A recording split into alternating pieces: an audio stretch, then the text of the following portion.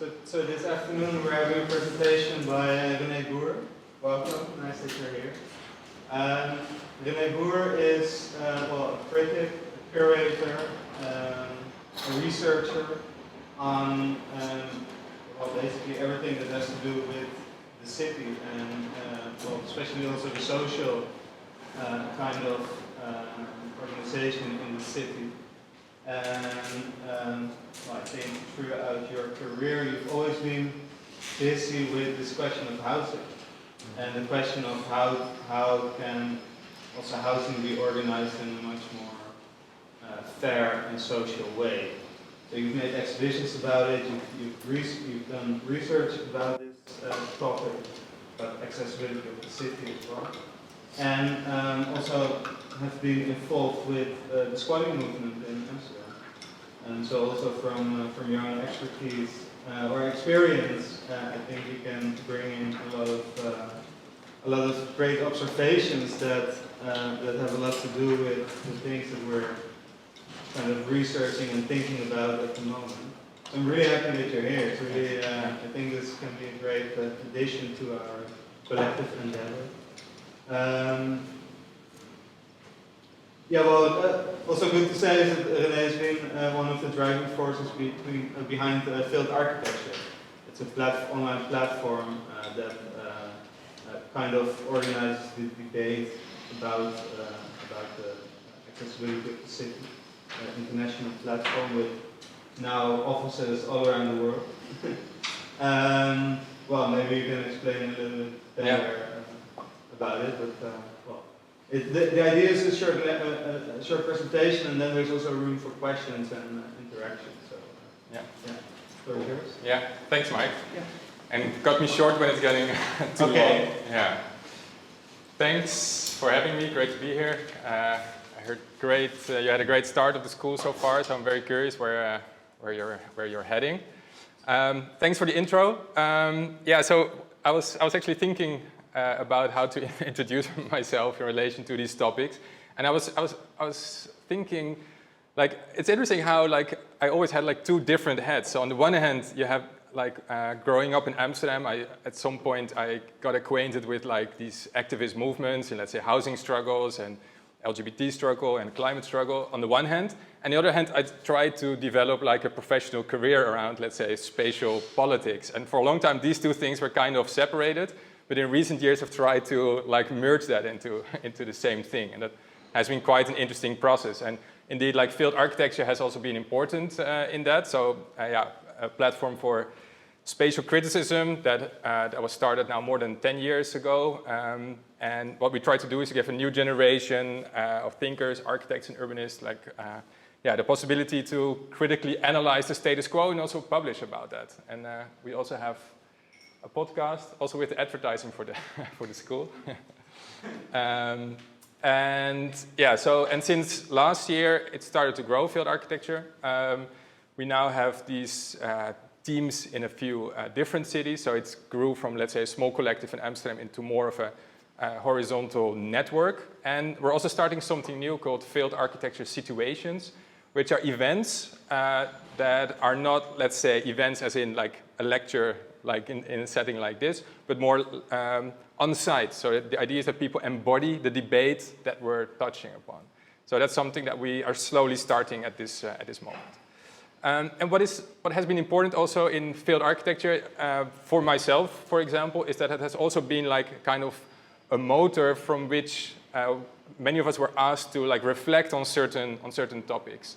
And today I would like to share two projects with you that we've done over the last few years that also came kind of out of many of the discussions that we had within field architecture.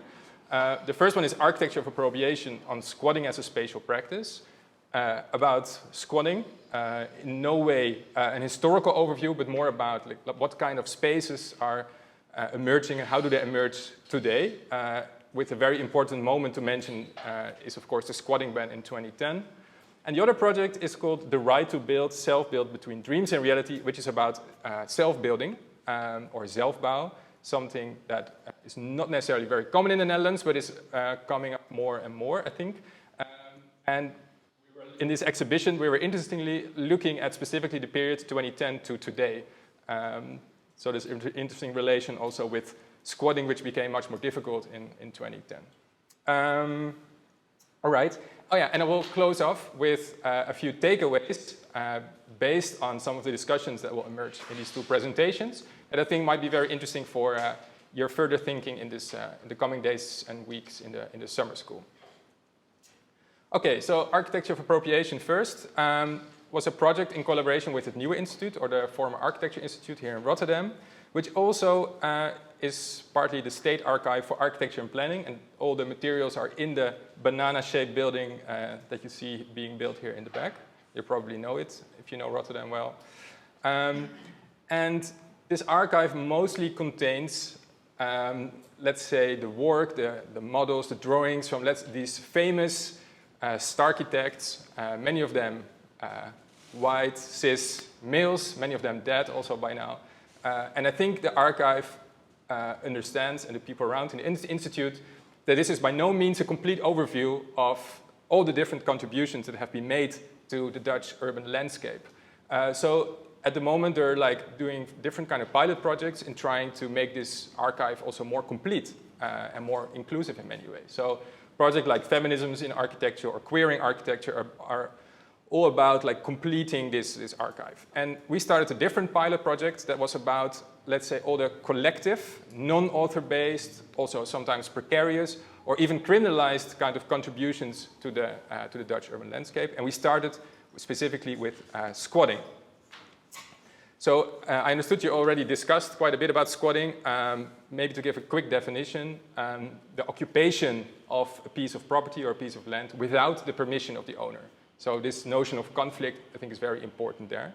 And this is something that's still going on today. And with this project, we wanted to acknowledge, let's say, I think the enormous and to some extent also still ongoing impact of squatting on the Dutch city today.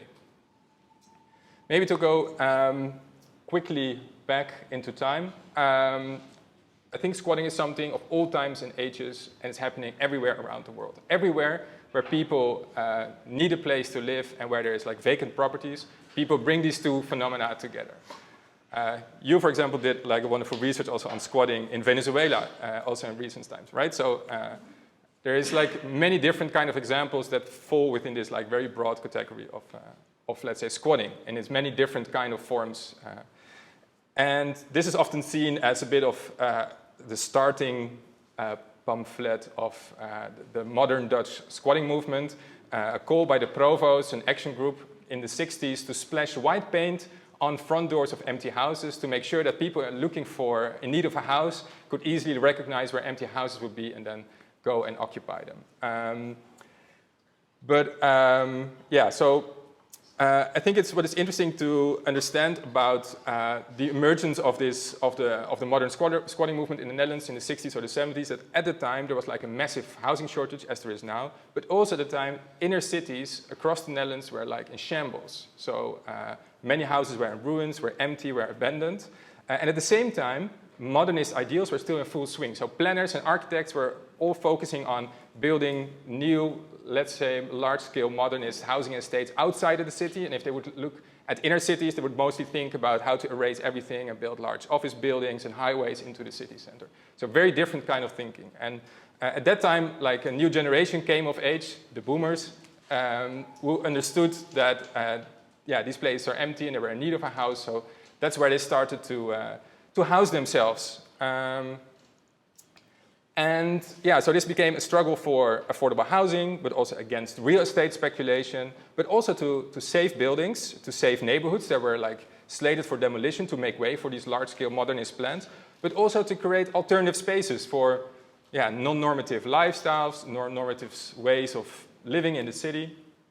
At the same time also, it's also important to understand that at the time squatting was illegal. So actually in the Netherlands, occupying a building was at the time allowed. And people start to experiment with new domestic arrangements, new forms of living together. So not just living in the core family of four, but also try to find new ways of living in groups. And what is also wonderful is that I think in recent times, this history of squatting, which is mostly, I think, a very wide history, if you think about it, has also been complicated and became more nuanced. And I think this little video clip that was made by the Black Archives is also quite interesting, and it's about Surinamese squatters in the Bijlmer in Amsterdam.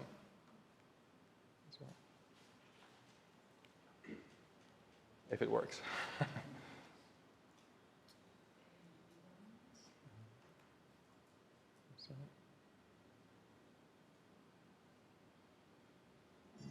Huh.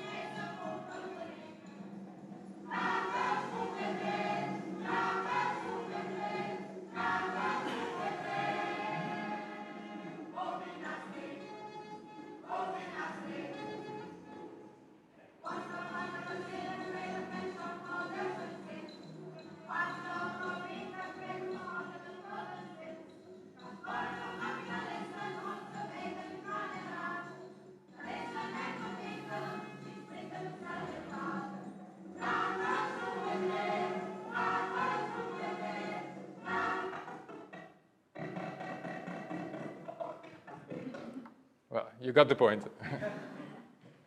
So what is interesting, I think, is that around the time there's quite a coherent movement came together, and I think that this is also what is interesting about the Dutch squatting movement. So a lot of institutions within the movement started to develop very strongly. So there was a lot of ad hoc improvisation, of course, a lot of improvisation techniques, but also some clearly defined instruments and protocols were developed to squat buildings, make them inhabitable, and to maintain them. So, for example, this kind of squatting information centers, or kraakspreekuren, were set up, and this became like a network that existed across the Netherlands for a very long time. And these were like weekly meetings where people could come and like show up and find other squatters and discuss tactics and techniques. And also maybe to maintain lists of empty buildings together and make actions and prepare squatting actions together. Other forms are, for example, these kind of squatting manuals, or this kind of, let's say, independent media, autonomous media, pirate radio, for example. And together, with all these tools and protocols, also, for example, ways how to deal with the police, how to interact with neighborhoods, how to position, embed yourself in a neighborhood together, this made squatting a very ritualized and also like highly institutionalized and also widely accepted spatial practice in the Netherlands. So really a form to collectively intervene and shape the city together. So not just something that was spontaneous or how it is often presented in the media as something very aggressive, but really a very structured kind of way that could also be offered to other people on how to intervene in the urban environment. So if you would be like a student going to study in a certain city, you would go to the squatting information center, find other squatters and use it really as a form to house yourself. So this was really a large-scale kind of phenomenon that was also not necessarily always very political. Also just, in many cases it was, but also in many cases it was just a very quick form of housing for people. And so yeah, this bottom-up decentralized model of making cities was like radically different from the modernist ideas that were still in vogue at the time, but where these ideas were already on their way out, I would say, by the time that the squatting movement was getting bigger. And I think many of the ideals of squatting has also influenced a lot of urban development. Incremental development, doing it together, doing things collectively. So I think there has been a clear overlap.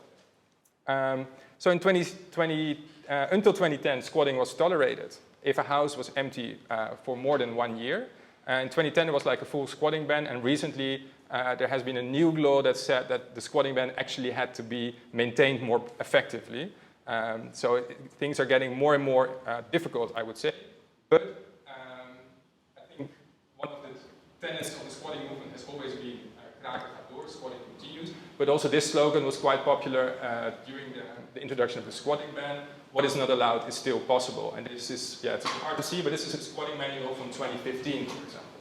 So part of the movement also still continued in many different ways. This is a poster for the Student Squatting Information Center that was, I think, a few years old now.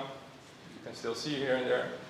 And I always like to show one photo of like a squat that is actually really recent. So this is basically on Keizersgracht, where a building was squatted.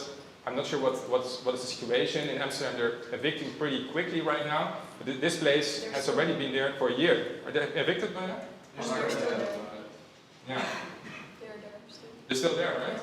Yeah, so in this case, then there must be something wrong with the owner, or because like they often evict pretty quickly, but they don't evict if it's unclear what will happen with the building afterwards. So yeah, I think it's quite interesting that this still exists like on one of the canals. So still today, squatting is still a tool to intervene in the built environment, and I would also say it's one of the last remaining counterbalances to let's say the dominant mode of city making in the Netherlands. And what I find beautiful also about squatting is that it also gives the group that goes inside like some form of immediate responsibility for a property. So the moment you get inside, you have the responsibility to make sure the building keeps standing, but also you have the freedom to repurpose it as you see fit, and that requires a lot of work. But also results in very typical and very specific kind of architectures. You were already talking about squat aesthetics, I heard. And so there's this combination of the immediate need and desire to transform a space, to live in there, for example, but also the ideology to do collaborative living, collaboratively shaping space, the ideology of, let's say, radical reuse of materials, the lack of money often, but also the ease of adapting to very different kind of typologies, but also this constant threat of eviction that it might be over the next day. The combination of all these kind of factors create a very specific kind of architectures. And they make it, yeah, also easily recognizable as a certain style. And I think also give it certain qualities that you don't find in regular architecture. Certain authenticity, material diversity, very social kind of impact, but also raw and immediate expression of creativity. And that's maybe also less alienating than many of the houses that are often built through like regular housing productions. So many squats have also been evicted throughout, let's say, the last decades. But at the same time, many squats, or these appropriations of space, have also been regularized over time. And they still exist today as housing arrangements, music venues, cultural free zones.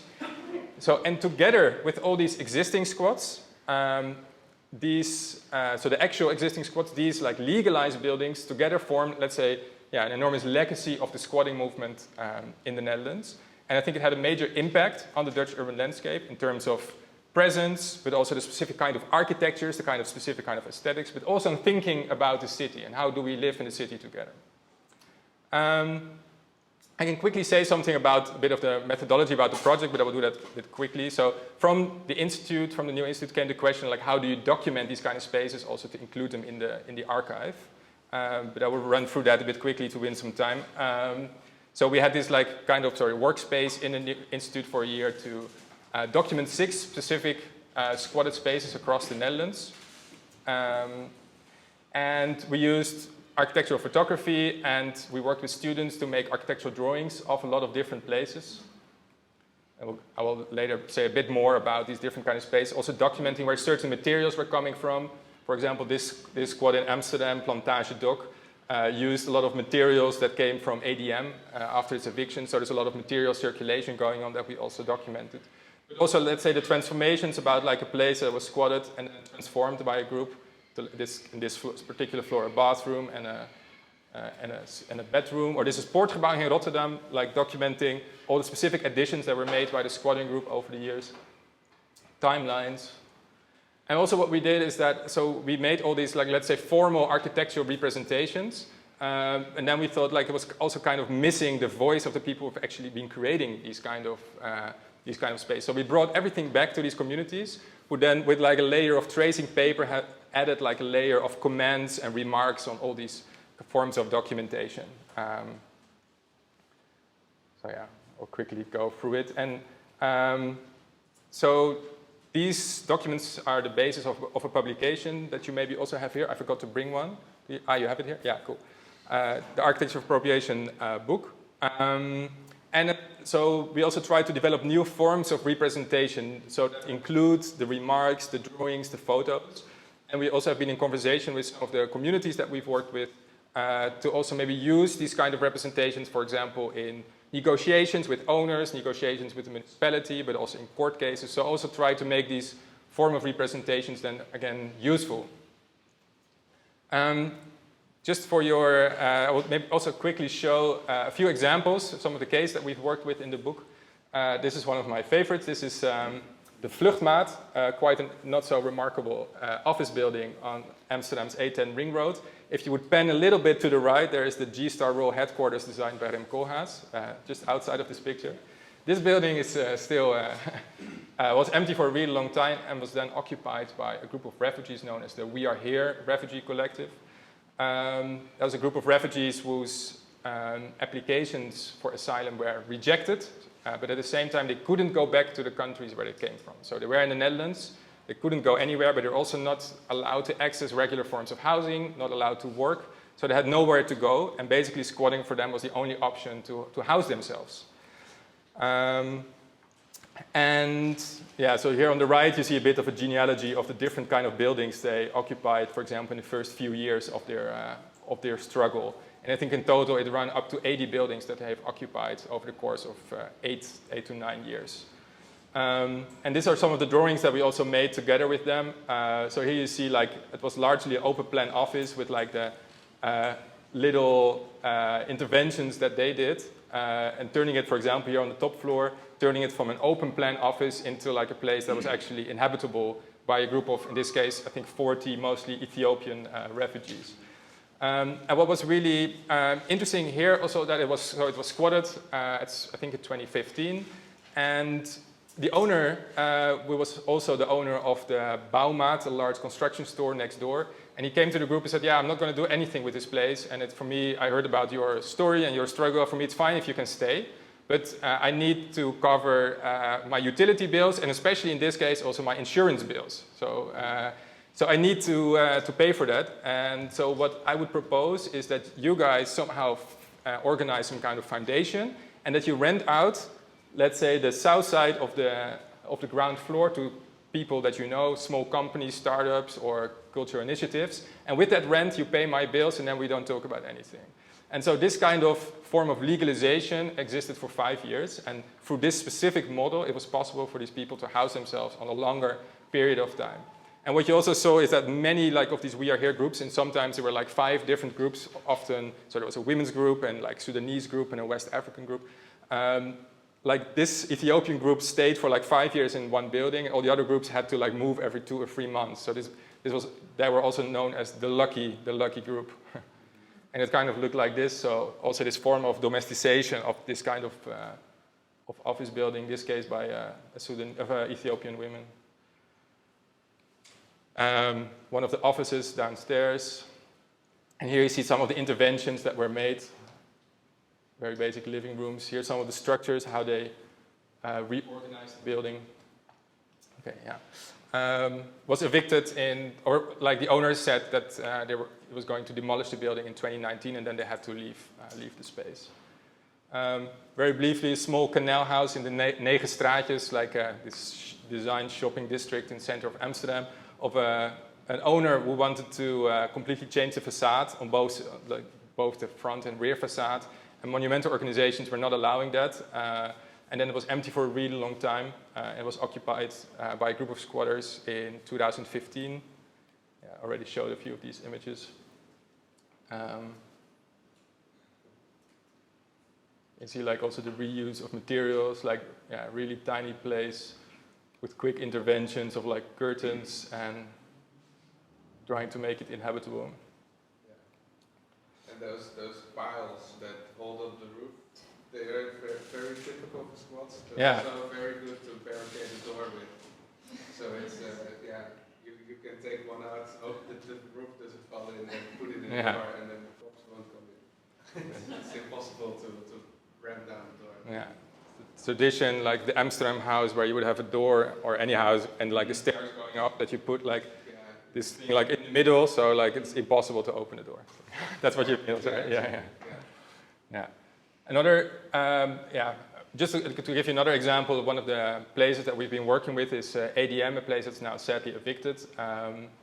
Really large harbor terrain in the west of Amsterdam, owned by a famous real estate tycoon, infamous, dare I say. He was assassinated by his enemies in 2003, and his heirs never really did anything with the fact that many of his properties were squatted. like he himself, when he was still alive, tried to evict the group by himself with some strongman. And he actually came on the terrain and brought like this construction machine, and they started to demolish the building. And you can also see that on the corner. And like what they did with all what the squatters then later did, because the police stopped this eviction, interestingly enough, what the squatters did with all the iron that came out of the concrete, they turned it into this tree and like turned it into an artwork that was there for a long time. Here you see some examples of what this place looked like. Also, here you see like the other side of what I just showed. So like transformation into housing. So making these kind of abandoned office spaces more homely. And what is also interesting that the large forest around the main buildings of the ADM terrain, there was a lot of self-building. So people started to build their own homes with found materials. And in total, I think over the course of 20 years, like some alternative society emerged here. So I think at the heydays, there were around 150 people living there at some point. And it was, yeah, to the point that it becomes an alternative society with its own kind of functions, like also with partly some food autonomy, with like a bakery and services, etc. Partly on the water in the harbor. And mostly like all these different kind of self-built structures. And it's also been really important as a place for large festivals in Amsterdam for a long time. And this is maybe one of the favorite places of the area, the Pizza Tower, a one-family home that started with this container and that was expanded over time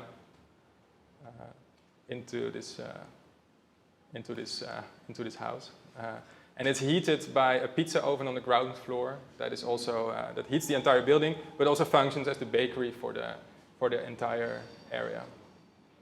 So this is the book, as you can see there, and so it contains all these stories and cases. What is a very interesting discussion that we had with the research team afterwards is that so what we also try to do is that we try to understand these kind of spaces not from, let's say, the more social or political kind of perspective that is often perceived, but really from a spatial perspective. So what kind of spaces and kind of architectures do emerge? And we had a lot of discussions, like we never included people in the photos, for example, and tried to really look at the spaces. And recently I found like a short clip about ADM that does include people, and sometimes I think that's still an interesting discussion. Like if you represent these kind of spaces, how do you kind of represent also, let's say, the social dimension that is part of the spatial dimension that you try to capture? This should be playing as well.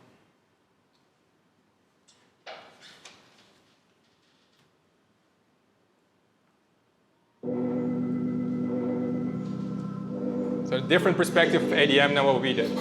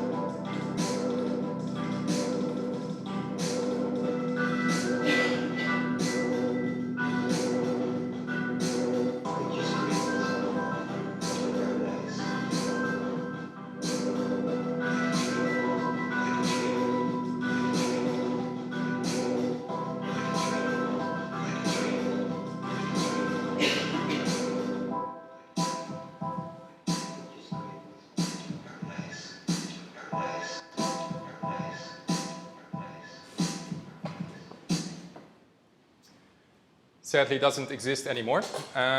Okay, let's move on to the second part of the talk about the exhibition and the research and the exhibition we did on self-building. Also with a focus, or architecture appropriation had like a focus on squats around the Netherlands, and this was particular Amsterdam, but I hope it's still you still find it interesting. Yeah, so self-building, the idea and the practice of building your own house, also something that exists around the world. Think of favelas or Swedish tiny homes, many different kind of examples and definitions. In the Netherlands, that is also something that has happened always, I think. Think of, like, let's say, canal houses in Amsterdam, also a form of self-building, we can say. But at the same time, this has, let's say, over the last century been a very marginal kind of phenomenon, self-building, in the sense that, like, urban development has always been, let's say, dominated by large stakeholders, private investors, real estate investors, housing corporations, municipalities, and not so much about, let's say, private, less so private initiative. This also started to change a little bit with the crisis, now a bit more than 10 years ago, when, like, let's say, business as usual kind of housing production was kind of stagnating, and different cities and municipalities were also trying to firing it up by allowing self-building in different places. In Amsterdam, this also led to now almost 10 years of experiment. And what is interesting, I think, is that so the municipality said, like, okay, we need people to build their own stuff, so here's a few plots of lands and go for it. And then people, of course, start to imagine the most beautiful things. I mean, they start to imagine their dream houses and the collective things they can do, and also their private villas they want to build.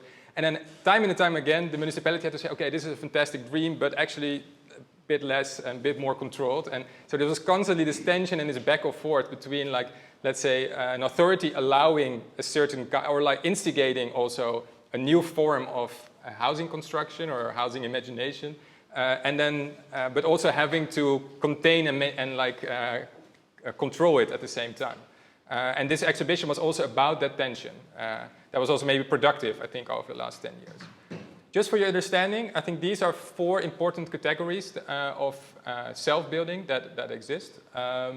So first one, particulier opdrachtgeverschap, private commissioning. Basically, people were, like maybe buy a plot of land and build something for themselves.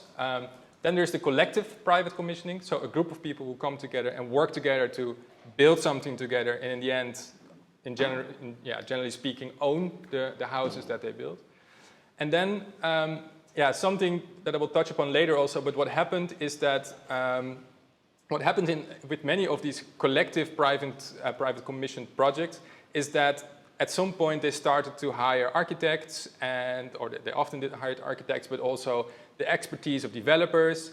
And at some point it was a bit unclear to what extent this was still self-building or it was actually a regularly developed project. So what, at least in Amsterdam, the municipality said is, okay, we're going to make a difference between actual CPO, in which the group that is later going to inhabit the building is always in charge, and the co-commissioning, in which it is allowed to have, let's say, to hire a developer to be in charge of what's being produced. And what is a new phenomenon, which is very important and very interesting, are the housing cooperatives, which works very differently. It works like this, that a group of people come together, they set up an association, and this association then develops a building, the construction of a building, and then rents the apartments to the members of the association. So the association owns it, and the people themselves have no ownership. They only rent from the association that they are a member of. Which is, of course, very different, because if you leave the house, you just end your membership, and somebody else can become a member. So you don't own any properties. So it also means that you don't take any profit over a longer period of time. And in Amsterdam, there are now 2 like pilot projects that are in the phase of being realized, and I think it's a very interesting kind of process. I will just, looking at the time also, I will also quickly run through a few examples of the exhibition. I will touch upon some a bit more compared to others. I think this is an interesting form of private commissioning, Palais Récup, in the north of Amsterdam. This guy that you see in the picture has been collecting building materials on Marktplaats for 2 decades, and then ordered the construction and ordered to pull it together into, like, suddenly it was possible to do this through self-building, and this was the result. This is a very interesting case. Was a 40 plots of lands for private commissioning in southeast called Droomzone Drostenburg. But there are a few smart people from an office called Space and Matter who created this brand or website, We Build Homes, and it looked like this at the time. And what they pretended to be the sole seller of these kind of plots of land. So they said like, okay, you can, we sell these plot of lands and we also offer you a house. Or you can like pick houses from our design collection. So the website looked like this. And you could scroll through it, also with quite some well-known architects here and there. And you could, so what you basically could do is scroll through this website, click on one of the items and order it to be built on one of these self-building plots of land. But in the end, yeah, to what extent is this self-building, right? If you're just clicking on your favorite house that has already been pre-designed. But in the end, I think more than 50% of all the houses on this specific self-building zone has been ordered through this website in the end. And I think the municipality also didn't really like that. I think that was not the idea of self-building in the end. And that is something that went wrong actually in many cases. This is also quite an interesting one. This is close to Amstel Station. And here the municipality sold a really large plot of lands for really high amounts of money, which obviously turned it into basically a gated community with villas in the end. Also, I mean, yeah, there's also time and place for villas in the city, I would say. But also maybe not something that you would need right now in a city with such a housing shortage. Also quite interesting that the municipality also demanded that everybody would include like a wall on the side of their plot of land. So in the end, it also really became this kind of gated community. I mean, yeah, it's quite remarkable that at this day and age we're making this kind of streetscapes, right? So happening next to Amstel Station right now. This is a really interesting case, Nautilus on Zeebrugge Eiland in Amsterdam. I think I would say it's the first CPO. And this was built in 2014. They started already in 2011. And it actually started with this before the self-building hype actually started. So it was a group of people, also many of them actually coming from the squatting movement, getting in touch with the municipality and actually proposing themselves, hey, we want to build our own building and own it collectively, or actually, yeah, create ownership in there. I think the original idea was to create like collective ownership, but that didn't work out. So the municipality offered them a relatively cheap plot of land in the middle of the crisis to build this building. And in the end, they owned the separate apartments. In the middle of nowhere also.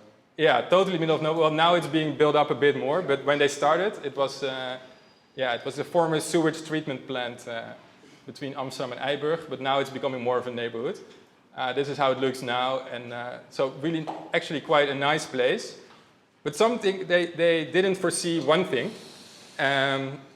So they got the private ownership of the separate apartments at a time when it was full-on crisis, like in 2011 or 2012. I think they managed to realize the apartments for €150,000 a piece, which is pretty good, I would say, and also to many people pretty accessible form of housing for sale.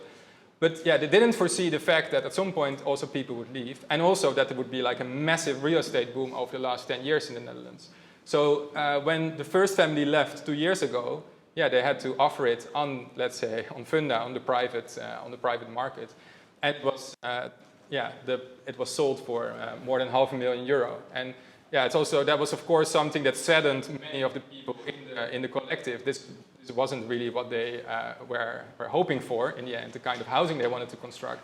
But on the other hand, yeah, you can also not ask that particular family to sell it under the price, right? I mean, then you would also like give it away to someone else, that market value. So there was a lot of discussion, but in the end it was, yeah, I mean, it's private property and it's functioned like private property like this.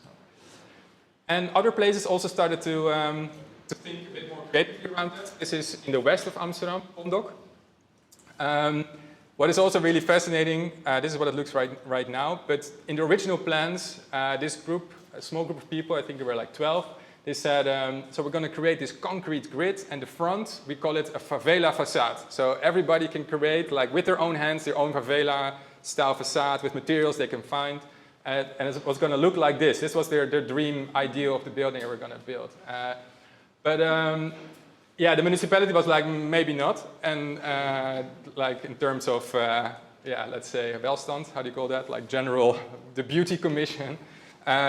So they said you have to make a proposal in which, yeah, it becomes more together. And so the group proposed this, and then the municipality said, no, it needs to be more, I don't know, aligned with each other. And then they proposed this.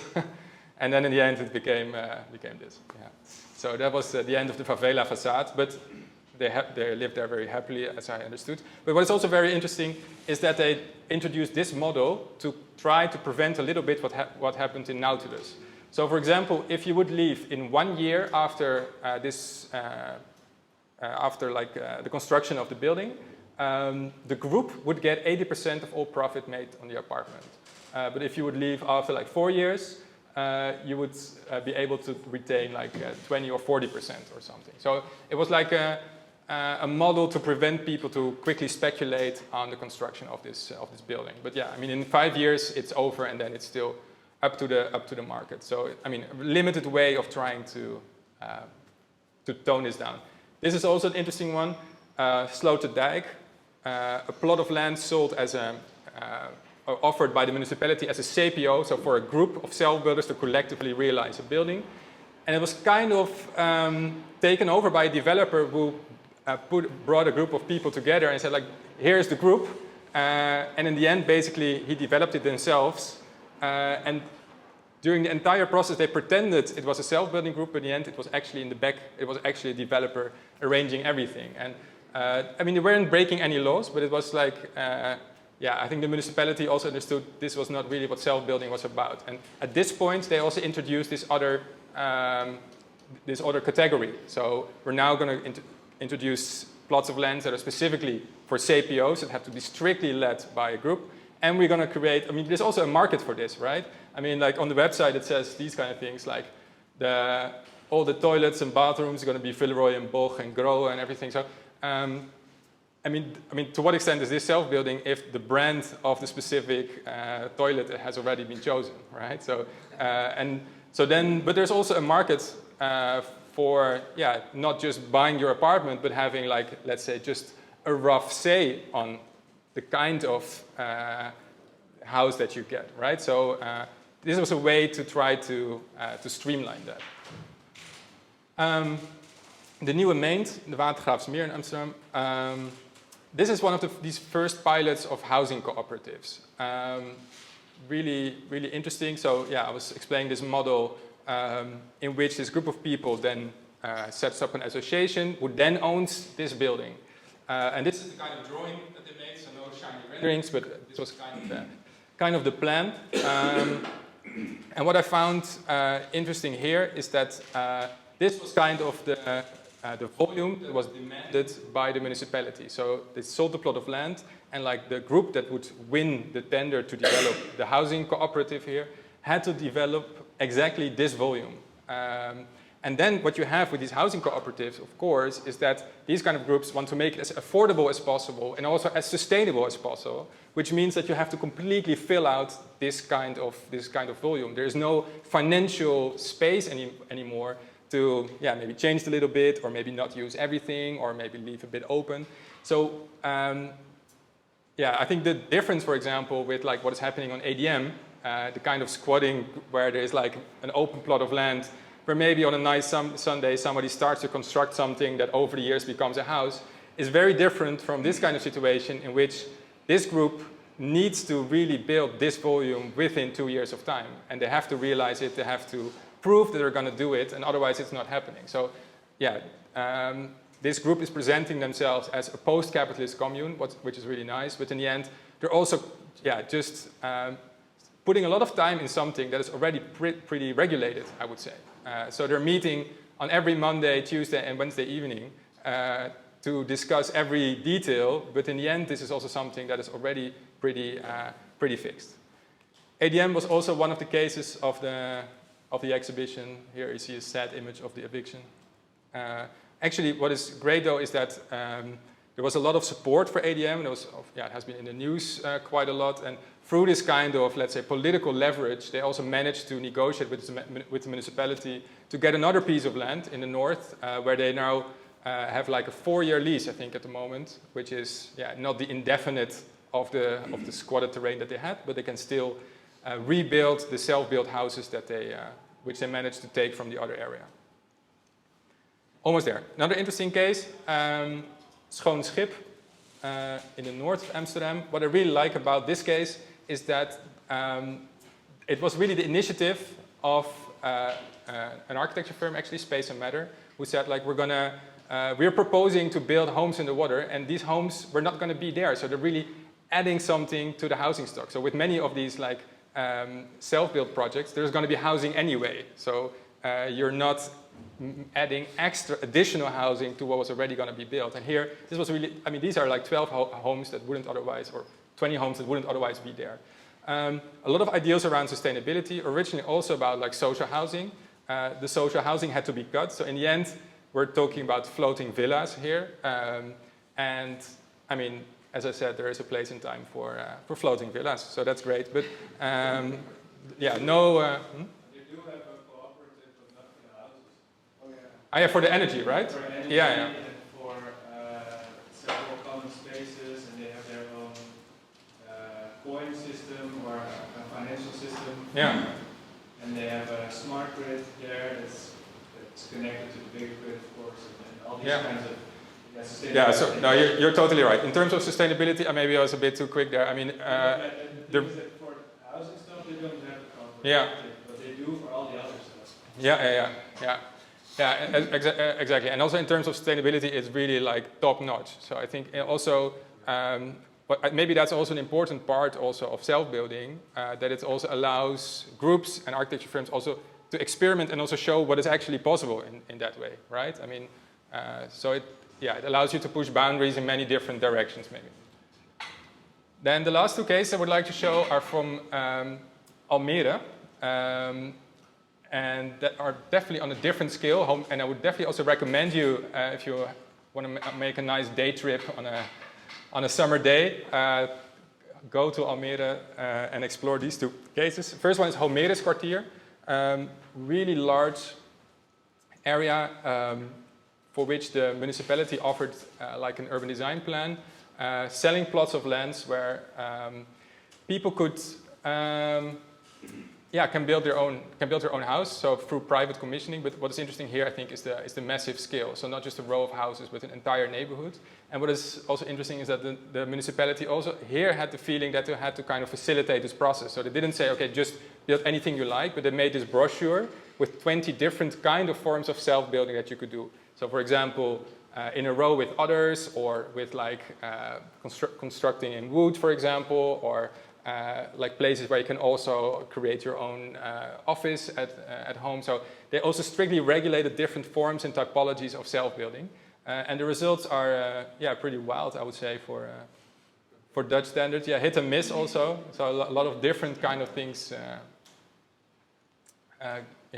getting there.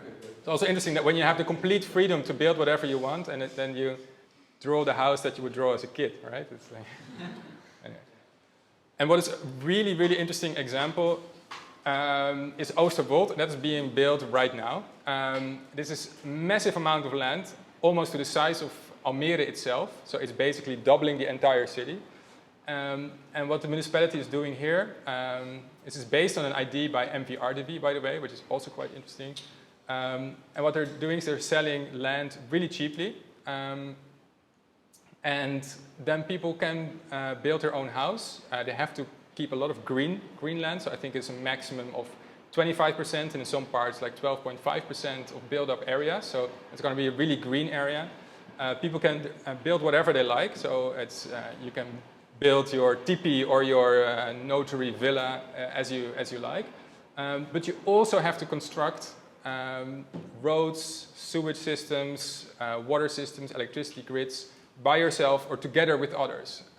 So this is like in complete opposite to, let's say, a very long Dutch tradition of the government providing many of these kind of services. So it's also a bit of a libertarian utopia or dystopia, depending on your perspective. And what is really fascinating is to see it emerging as we speak. So if you would go there now, you see like these houses being built and roads being constructed. And it's fascinating to see, like, so in the end, of course, it's always more interesting for someone to be on a road that doesn't connect. So if you're on a road that connects somewhere, it's gonna create traffic. So everybody tries to create back-end roads. That is what's happening now. And I think the municipality is also trying to intervene again. How do you make like roads that actually connect different parts of this neighborhood? And also, yeah, I'm not going to show you the clips that are part of it. Yeah, here you see this is really interesting kind of volume built by Bureau Sla for 9 families who created like also this collective garden in this case. But also like some developers also bought parts of it and started to develop this kind of villas again. And I think, so what you also see is that the municipality all the time, then they offer some total freedom, and then you see that people are like, developers are buying land to build villas and sell them and make money on it. Then they say, okay, you have to inhabit it yourself. That's a new rule that is now in place in Oosterwold.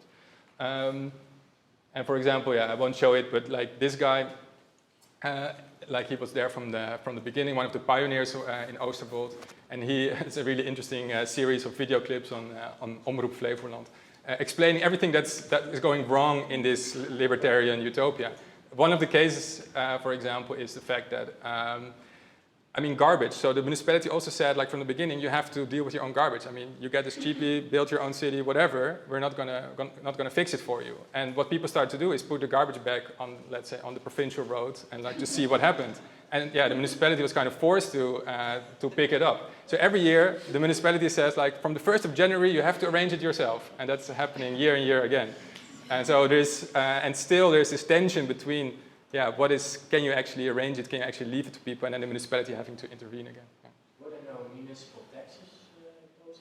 Yeah, I think that's also still a discussion. So less, I think. Yeah, but I mean, I think that's also part of the discussion because they're paying some, and then you can also demand the fact that garbage is being picked up, right? So yeah. And the other way around, if you have to do it yourself, then why should you pay taxes? Yeah, also. Yeah. No, and yeah. Yeah, there must be definitely because on that, for example, because there is not going to be a central sewage system, so people have to process their own dirty water and like put it back into the, let's say, the local water system according to European standards. So that everybody has to like buy really expensive equipment to process their own water, and then people are doing it together also. So that's the incentive, but they're definitely not paying for that, for example. Yeah. Doesn't something like this kind of become contradictory in the sense of ecological factors of stretching out far outside the city boundaries? Well, yeah. It thins out the resources of the city itself because, you know, they create their own roads, but then the roads become part of the municipality, and the municipality has to pay for the roads. Yeah. And all the other parts into it, so it kind of. I totally agree. I actually know quite a few squatters who also moved here and are building their own dream utopia. It's interesting how anarchism and libertarian kind of politics kind of meet here. But yeah, I totally agree. So this is basically, it's also a form of Los Angeles, right? Is this the super sustainable city that we need at this moment? I don't think so. So maybe the houses are very sustainable and maybe the way of life, but... Infrastructure is not sustainable at all. No, not that, yeah, I mean, if everybody is going by car, right? So, I mean, there's no public transport yet. And So. you build your own sewage system per house, it's also really sustainable. Also not, yeah. I think, yeah, collective systems are definitely more sustainable, I think. Yeah. Is there supermarkets and schools and... Not yet. No, Okay. There is one school, like self-organized. I had a self-organized school, yeah. In a tipi, I heard. Yeah. Is that land completely like free market? Anyone can go and buy? Yeah, but according to the regulations offered according to this plan. So like the maximum amount of build-up area. There's a few regulations that you have to adhere to. The land was owned by the municipality. Right? Also, yeah. So that's Yeah. the benefit of Almere, that they own almost all the land. Yeah. Looking at time, maybe to quickly wrap up, and then we can go into the discussion. So maybe to recap the two kind of phenomena we were talking about. So squatting brings a radical freedom to shape and program spaces with virtually zero regulations. At the moment that you have control over this appropriate space, you can build your own dream world inside, maybe not so much outside, but I mean in the case of ADM also outside. But I think we're looking at a situation that right now is getting more and more impossible. And then self-building allows for collectively creating all kinds of housing and living arrangements. There's a lot of different kind of opportunities. But I think in reality we see that it's often like strictly prescribed. Maybe not in Oosterwold, but like when it's in an urban context, it's often very strictly prescribed in terms of program, but also like all the regulations around it. And then to conclude, I have like a list of takeaways for you, and maybe I hope that informs your thinking in the rest of the summer school. So let's go through it. 2 short lists. Maybe to start, I think that squatting also in this day and age really remains crucial to initiate things, pressure, politicize, but also confront authorities about certain situations, push the government to go in certain directions, or push owners who leave, like for example, properties vacant for a really long time to do something with that. Also to get like political campaigns started, for example, these refugees that have nowhere to go, and also use it not only to house themselves, but also to draw attention to their situation.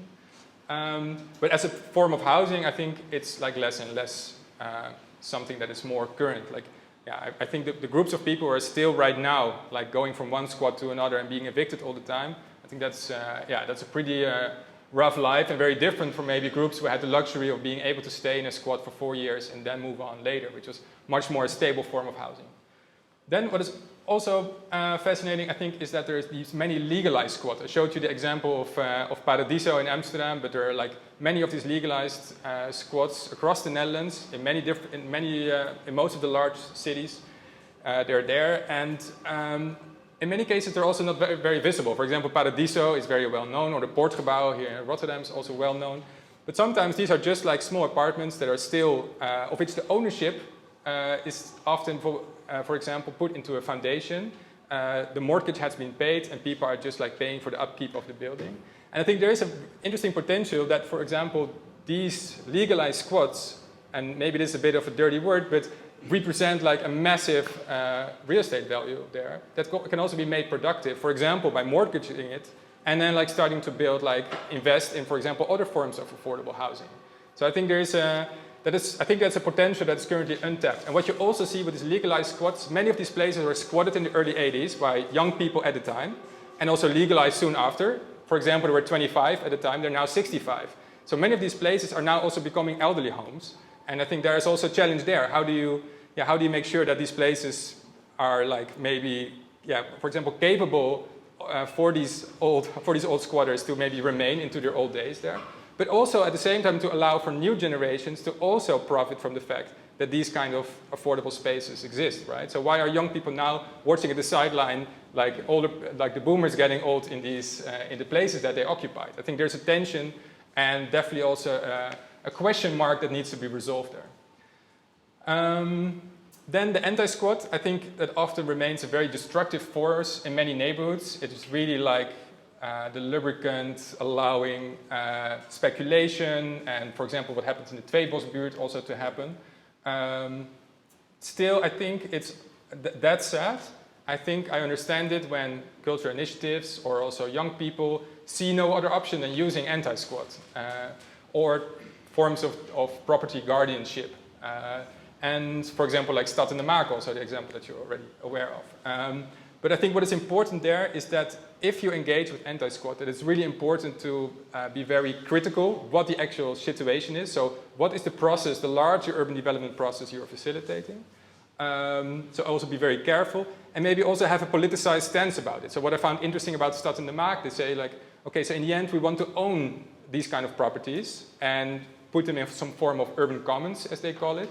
But for the well-being, we're doing it through kind of anti-squat. So they have like a political end goal in which like the anti-squat is like a stepping stone. So I think that's an interesting way of doing it.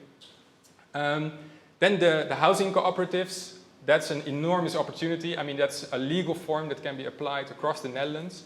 I heard that in Rotterdam it's not picking up yet, but I think that's really a matter also of pressuring local, let's say the local government, the local authorities, in starting to allow that to happen. And I think, when the first pilot projects are emerging in different parts of the Netherlands, that would be, I think that's slowly something that offers more and more opportunities across the country.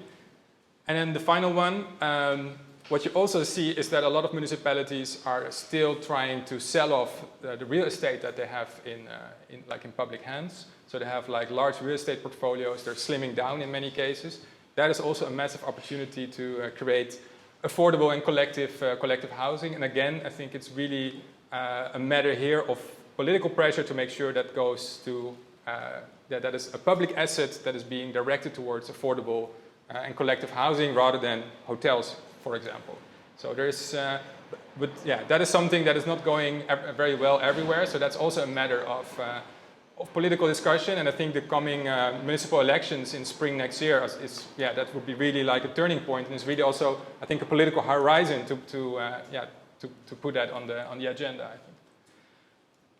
Then to close off, the last 5 takeaways are a bit more, let's say, abstract. So I think it's important in many of these projects to politicize these kind of projects and also to unionize them. So what is, for example, happening with these housing cooperatives, like one of these housing cooperatives, the Nieuwe Meent, also wants to start another one as one organizational form. And the municipality is now is not allowing that to happen. So they want every housing cooperative to be compartmentalized and individualized. So it's just that group of people interacting with the municipality rather than, let's say, a large amount of housing cooperatives. And I think that it's very important that these kind of forms of collective and affordable housing seek each other and build alliances, maybe also with other forms, maybe with the other CPOs or with the legalized squads. I think there is also some untapped territory there. And then I think it's also important to be precise and honest in describing these kind of forms of housing. And what you see now, I feel, is that there is a lot of language being used that is obscuring. So for example, the Nieuwe Meent calling themselves a post-capitalist commune, and in the end there is not much post-capitalist about it. So I mean, it's being constructed by a capitalist building sector, construction sector. People still have to pay serious amounts of mid-segment rent, €1,000 a month, part of it, for which you need to work really hard in a capitalist society to be able to pay that. So in the end, I think it's more interesting to call it what it is, a housing cooperative that is very important and very interesting, and that works through a specific model, and also explain that model well to other people, make sure they understand it and can copy it, rather than hide yourself behind that kind of language, I think. Maybe also for Stad and Maak, by the way. I think all this language around urban commons. So what is urban commons if it's in the end a very nice way of anti-squat, right? So it is anti-squat, and there is larger long-term goals that are very valuable and very important. And I think like looking at the larger picture, I really value what Stad and Maak is doing, of course. But in the end, it is property guardianship, and let's call it like that, right? And because I think also then it allows you to get further when you know what you're talking about. Then what is a big question are, I think, some ideas around thresholds, community, and urbanity. So what you see, for example, in the case of Nautilus, is that you get like a very close-knit community. And you often see that, for example, with the other housing cooperative pilot project, De Warre in Amsterdam. It's really like a group of friends that have managed to create a really nice place for themselves. And to what extent is this something that opens up towards others? To what extent does this... So for example, there was a newspaper article that says like, this group of people is single-handedly fixing the housing crisis. Well, yeah, for themselves. They have managed to take over that space and arrange it for themselves. And it's super nice, it's self-made, it's super sustainable, it's really fantastic.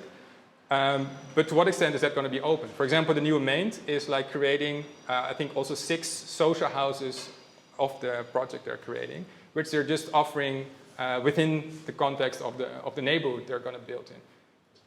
Very interesting, but also still part. The rest of the groups are still mostly like connections, people with a lot of social and cultural capital, people with a lot of time to meet on Monday, Tuesday, and Wednesday evening to discuss all the details of the project.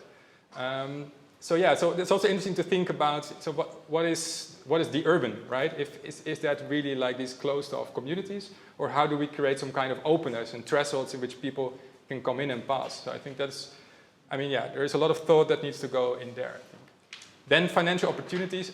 We're living in one of the most wealthy countries in the world. Like, het geld klotst tegen de plinten, as we say in Dutch.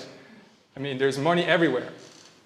And it's really a matter of, I think, directing parts of that into affordable housing. And I think there's also a lot of opportunities still there. Also, for example, this this new phenomenon of like decentralized finance that is starting to emerge around crypto money, for example. I mean, just to to mention one way, I think there's so many opportunities because right now many of these projects, these housing cooperatives, are now only being funded by German banks, for example. There's no Dutch banks who are investing in that, which is incredible. I mean, it's stones in the Netherlands. I mean, it's at this point in time, it's a pretty solid investment, and they don't want to do it. And so I think there's a world to win also in that. And then the final thing that we really need to put on the table, I think, talking about affordable and collective housing and the other discussions in your summer school, is capital accumulation, another dirty word. So what is happening right now, if you compare the people who set up Nautilus, for example, they own property, and that property is at this moment in time is becoming 20% worth more every year, right? But for example, the people who live in Nieuwe Meent, very idealistic, really wonderful project. It's the association that owns the property and not them. So they're not only lock the building they live in outside of the property market, they also lock themselves out of the property market. And maybe that's a very idealistic choice that you can make. But what happens, for example, that children that are going to be born in Nautilus compared to the kids that are going to be born in Nieuwe Meent, like the kids are going to be born in Nautilus, their parents can like remortgage these super expensive apartments that they have in the project and like give them like €100,000 with no tax to kickstart on the property market in the Netherlands. For the kids that are going to be born in Nieuwe Meent, they're going to be like the last in line in the social housing market. So what you see is that within these different kind of affordable housing projects, class differences are immediately built in the kind of forms that are being chosen. And I'm not saying that the one is better than the other, although, I mean, my heart goes to places like Nieuwe Meent and the idealism around it, but I think we definitely also have to think around, what are the consequences of that? And for example, an interesting model that's now being introduced in Denmark, I think is like, it has to do with some kind of sharing system. I still need to look into it, but what is interesting about it is that you're partly, like it's like, these are housing cooperatives that you take part of the profit that is being made. So I think it's like half buying, half renting, for example. So it is collectively owned, but then you still take, so part of these houses still grow within, let's say, the larger market. I mean, that is one solution to think about it. But you know the name? In Denmark? Yeah, I can look it up. Aandeelhuizen, but stock homes, something like that, but then in Danish. Is it the same as leaseholds in the UK? Maybe similar, yeah. But that was it basically. So,